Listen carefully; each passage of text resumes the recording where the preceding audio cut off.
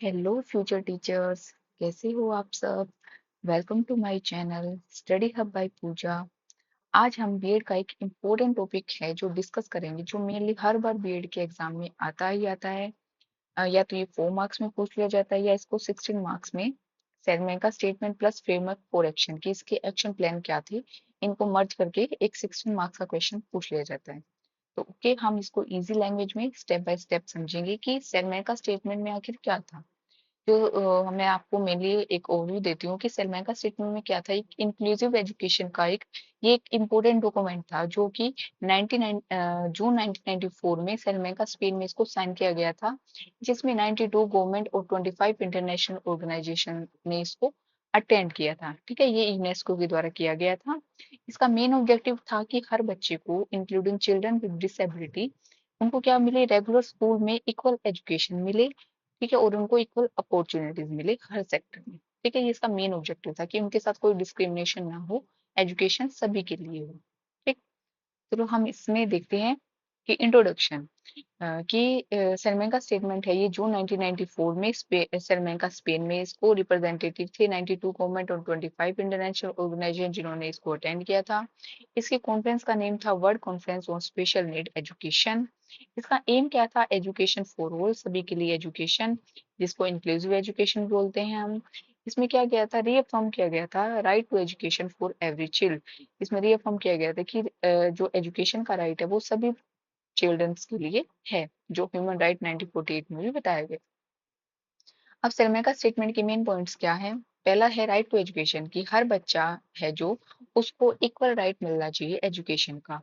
Second था हर बच्चा है वो डिफरेंट है, कि every child is different, each child has different abilities, interest, needs and learning style. हर बच्चे की अलग अलग एबिलिटी है, मतलब क्षमता है उसकी लर्न करने की। कोई बच्चा जल्दी सीखता है, कोई बच्चा धीरे सीखता है, कोई स्लो लर्नर होता है, कोई फास्ट लर्नर होता है। हर बच्चे का इंटरेस्ट अलग होता है, नीड अलग होती है और लर्निंग स्टाइल भी अलग होता है। थर्ड था फ्लेक्सिबल एजुकेशन मिले, स्कूल है उसको इस तरह डिजाइन करना चाहिए कि बच्चे की नीड के अकॉर्डिंग बच्चे को एजुकेशन प्रोवाइड की जाए। फोर्थ था regular school for all children with disability should study in regular school. ये कह रहा है कि जो बच्चा जिसके अंदर डिसेबिलिटी है वो उसको भी रेगुलर स्कूल में एडमिशन मिलना चाहिए, उसके उसके लिए कोई डिस्क्रिमिनेशन नहीं होना चाहिए। ठीक। फिफ्थ है इक्वल अपॉर्चुनिटीज, कि school should welcome every child regardless of physical, intellectual, social background, emotional condition, language और कल्चर। कि हर एक बच्चे को जो नॉर्मल स्कूल है उसमें एडमिशन मिलना चाहिए, रिगार्डलेस ऑफ उसके कोई भी फिजिकल, इंटेलेक्चुअल या सोशल बैकग्राउंड या उसका इमोशनल कंडीशन या लैंग्वेज या कल्चर के बेस पर उस पर कोई डिस्क्रिमिनेशन नहीं होना चाहिए कि बच्चे को एडमिशन ना मिले। ठीक। सिक्स था गोल, उसमें इंक्लूसिव एजुकेशन का क्या गोल था हमारा, कि एजुकेशन फॉर ऑल। ये पॉइंट्स आपको बीएड में हर एक पॉइंट्स को अलग एक्सप्लेन करना है। ठीक है, पैराग्राफ में कभी भी आप क्वेश्चन ना लिखें बीएड का, उससे आपको नंबर नहीं मिलते हैं। हर एक पॉइंट्स को अच्छे से अंडरलाइन करके या हेडिंग बना के ही आप एक्सप्लेन करें। फिर है रोल ऑफ गवर्नमेंट। अब फ्रेमवर्क फॉर एक्शन में गवर्नमेंट की क्या रोल थे, हमारे इंटरनेशनल कम्युनिटी के क्या रोल थे और यूनेस्को के क्या रोल थे। तो पहले गवर्नमेंट के रोल क्या थे। सबसे फर्स्ट है हाईएस्ट प्रायोरिटी देना इंक्लूसिव एजुकेशन को, कि सबसे मतलब ऊपर रखना इंक्लूसिव एजुकेशन को। इंक्लूसिव एजुकेशन के लिए लॉ और पॉलिसी बनाना। थर्ड था प्लान प्लान करना, मॉनिटर करना और इवेलुएट करना कि एजुकेशन रेगुलरली हो रही है या नहीं हो रही। फोर्थ था इन्वॉल्व करना पेरेंट्स और कम्युनिटी को और एनजीओज को। फिफ्थ था फोकस करना अर्ली आइडेंटिफिकेशन और अर्ली इंटरवेंशन पर, कि बच्चे में जो अगर डिसेबिलिटी है तो उसको जल्दी से मतलब पहचाना जाए और उसका क्योर किया जाए।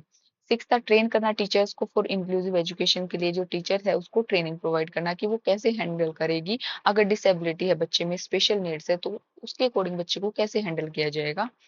थर्ड सॉरी सेकंड फिर है रोल ऑफ इंटरनेशनल कम्युनिटीज के क्या क्या रोल है।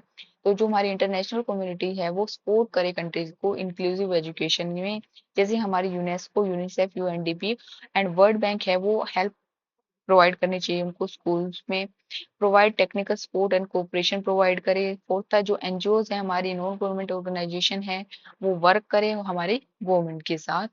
फिर है यूनेस्को का क्या रोल है, वो इंक्लूसिव एजुकेशन को वर्ल्ड वाइड प्रमोट करे, बढ़ावा दे। सेकंड है इम्प्रूव करे टीचर की एजुकेशन और ट्रेनिंग को। थर्ड था एनकरेज करे रिसर्च को और रिसर्च किसकी फील्ड में, इंक्लूसिव एजुकेशन की फील्ड में रिसर्च रिसर्च को बढ़ावा दे। फोर्थ है प्रोवाइड फंड प्रोवाइड करे इंक्लूसिव स्कूल्स के लिए। अब इंक्लूसिव स्कूल होंगे जिसमें हर तरह के बच्चे को हम एडमिशन दे रहे हैं, तो उनके इंफ्रास्ट्रक्चर की भी नीड होगी। बच्चे को रैम्प्स चाहिएंगे, व्हील चेयर्स चाहिएंगे। अगर बच्चे के अंदर डिसेबिलिटी है तो अलग अलग जो मेथड्स हैं उनको टीच करने के, जो विजुअल इम्पेयर्ड है या फिर हियरिंग इम्पेयरमेंट्स है या मेंटली, तो ये सब मतलब एक नीड होती है बच्चे की, तो उसके अकॉर्डिंग उसको फंड प्रोवाइड करना स्कूल को। और पायलट प्रोजेक्ट जो लागू प्रोजेक्ट्स हैं उनके लिए भी फंड प्रोवाइड करें। ये हमारे यूनेस्को का जो रोल था। ठीक है, तो ये थी हमारा सेलमैन का स्टेटमेंट। अगले वीडियो में हम फ्रेमवर्क फॉर एक्शन को मैं एक्सप्लेन करूंगी आपको इजी लैंग्वेज में, जिससे आप अपना 16 मार्क्स का क्वेश्चन इजिली प्रिपेयर कर सकते हैं। ठीक है, अगर ये आपको मेरी वीडियो हेल्पफुल लगी हो तो वीडियो को लाइक करें और अपने दोस्तों के साथ शेयर करें। देखिए, जिससे मुझे थोड़ा सा मोटिवेशन मिलता है और मेरे चैनल से आप जुड़े रहें। अगर आपको कोई भी प्रॉब्लम आती है तो आप मुझे कमेंट कर सकते हैं किसी भी टॉपिक में। Okay, thank you.